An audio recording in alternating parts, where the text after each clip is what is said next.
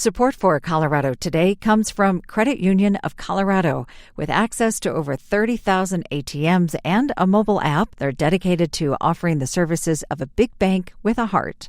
Learn more at honestlygood.org. Support for Colorado Today comes from Safeway, where you can shop online and get easy delivery or free pickup. Get the same prices, deals, and rewards as in-store. Shop the weekly ad, clip deals, and earn points at Safeway.com or in the Safeway app. Hey there, happy Tuesday. If you're in the mood for something relaxing, the latest episode of Antiques Roadshow took place in Colorado, the first time in 15 years. When I worked at PBS, I actually shared an office with them, and I was a little jealous. People would come up to them with these stories of these crazy heirlooms and artifacts. Meanwhile, I worked for Nova. You know, the show your middle school science teacher forces you to watch. You can watch the latest episode of Antiques Roadshow, filmed in Littleton, on the PBS website. I'm Arlo Perez Esquivel.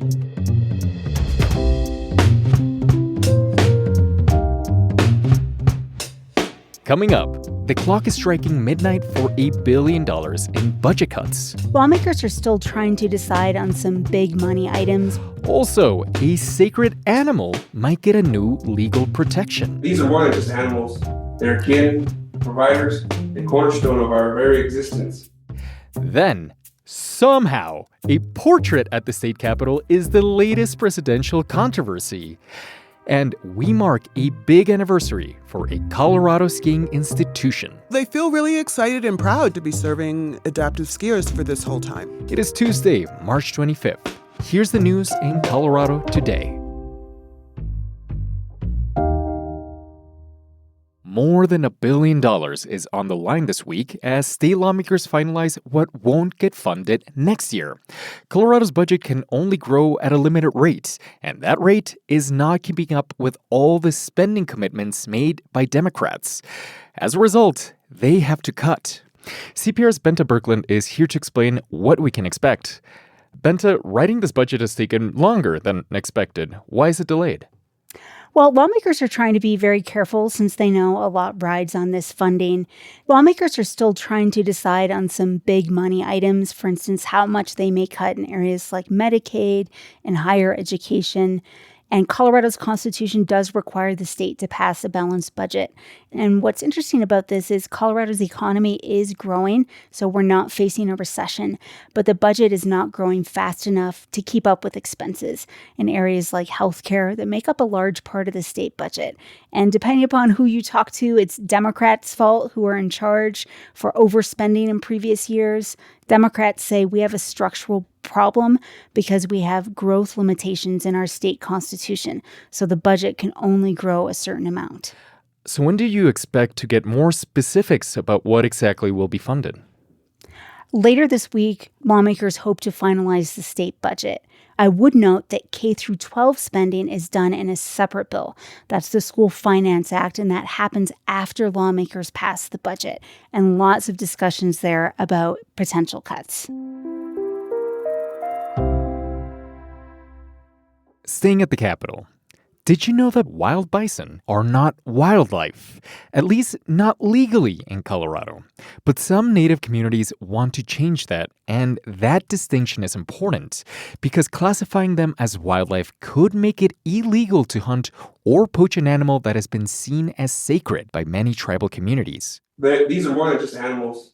They're kin, providers, the cornerstone of our very existence. Andrew Gallegos is a member of the Southern Ute Indian Tribal Council. He testified during the bill's first committee hearing, which happened late last week. Louis Talbull, who is Cheyenne, was also there. He testified on why the bison are so important. Everything we needed for life came from the buffalo's body. It was hard to say where the animals ended and where the human began. With every dead buffalo was a dead Indian. Under the bill, Colorado would put remaining wild bison into a category of big game wildlife, with other protected animals like bighorn sheep, mule deer, and elk.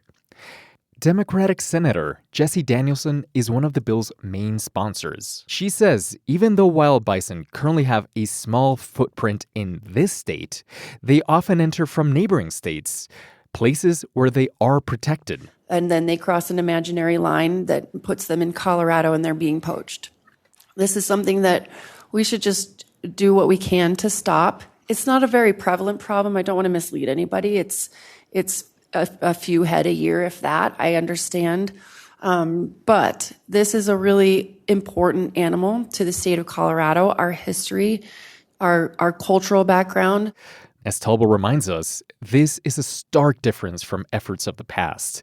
U.S. efforts to wipe out the bison in order to push indigenous people onto reservations and ultimately erase their cultures. To me, the bison is a victim, a survivor of genocide. With that first hearing, the bill was updated to acknowledge the U.S. government's role in a, quote, wasteful and inhumane campaign to mass exterminate bison. That language was added at tribal members' request. This legislation to protect the animals came from a committee that paired indigenous advocates with state lawmakers.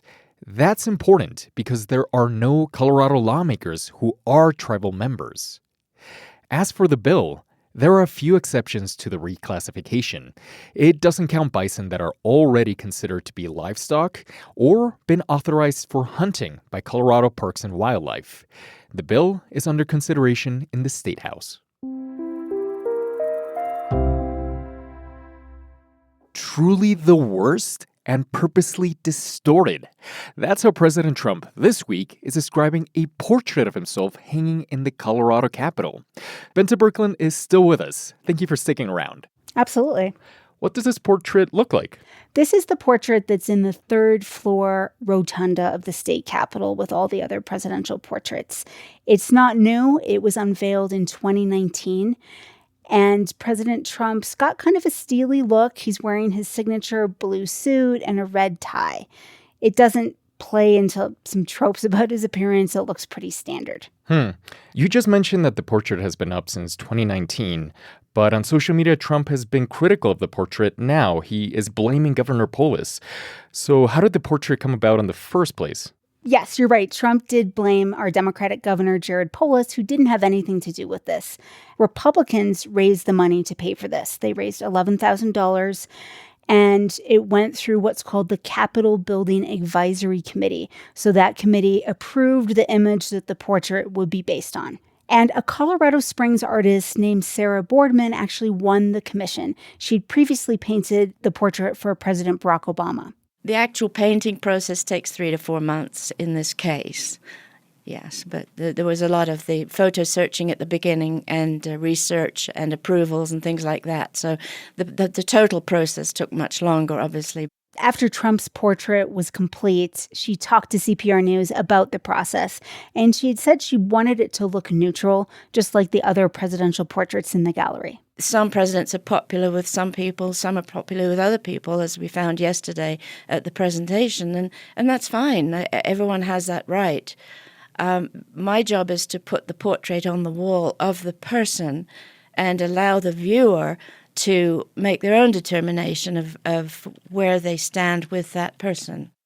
Trump did personally insult this artist on social media, and he said, quote, that she must have lost her talent as she got older. Wow, strong words. How do the local Republicans who commissioned it feel about the painting and about Trump's criticism this week? I reached out to the former Republican Senate President, Kevin Grantham. He is now a Fremont County Commissioner, and back in 2018, he really spearheaded the fundraising effort to create this portrait. And when it was unveiled in 2019, he was very pleased with it. Bente, thank you. Thanks.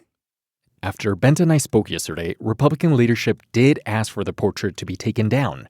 So we'll see if the Republicans decide to replace it with something that Trump likes a little bit more.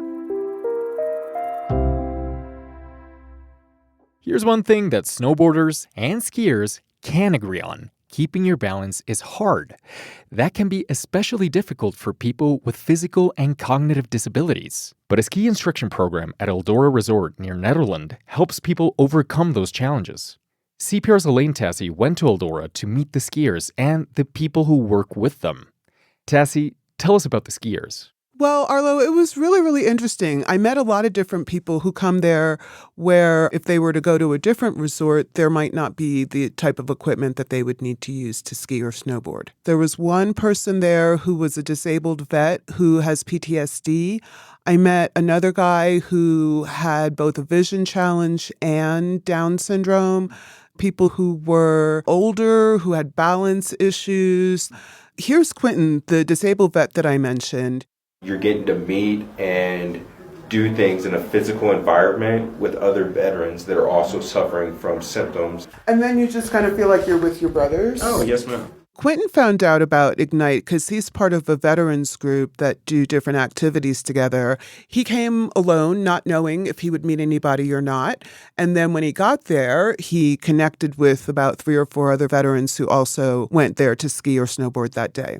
And he found that they just kind of naturally fell into a bond where they kind of knew each other's backstories. And so that kind of made it easier for them to form a quick friendship right there on the slopes. You spent the day there watching the Ignite program in action. What did you see? One thing I'll tell you that was one of my favorite moments, Arlo, was when I saw this guy who didn't seem to be able to see, but there were people who were on either side of him, volunteers, right? So he's in the middle. He's holding this pole horizontally across his torso. And then on his right, somebody else is holding the pole. And then on his left, somebody else is holding it too. So they're on either side to kind of serve as his eyes. So you could just see on his face, he was having the best time. It just made me feel really happy for him. One person told you Colorado is the epicenter of adaptive skiing. What do they mean by that? Yeah, so Colorado is probably the best place that you might want to go if you want to have some options for adaptive skiing, because not only is there the one in Eldora that we've been talking about, there's one in Breckenridge, another one in Vail, another one in Winter Park, and another one in Crested Butte. There's this company in Denver, it's called Enabling Technologies, and the owner there, Chris Whitty, said he's the biggest manufacturer in the country of adaptive ski equipment. Wow, the largest in the country. That is a huge operation. Who's running the Ignite program? The Ignite program is run by a man named Kevin Wilson. He's from Texas, and he was in a car accident, so now he's in a wheelchair. So he was able to be like a living example of how this equipment works. And I was told that last season, they had like a little bit over 350 people who came. And then this season, which is actually going to be ending on March 30th, they had 450 people. So it really increased. He also was telling me that this is their 50th anniversary. 50 years is a great milestone. How do they feel about that? Well, they feel really excited and proud to have been open this long and to be serving adaptive skiers for this whole time. Tassie, thank you so much. Oh, thanks so much for having me on. Additional reporting for today's show came from CPR's Stephanie Wolf. Follow Colorado Today in your podcast app. I'm Arlo Perez Esquivel. This is CPR News.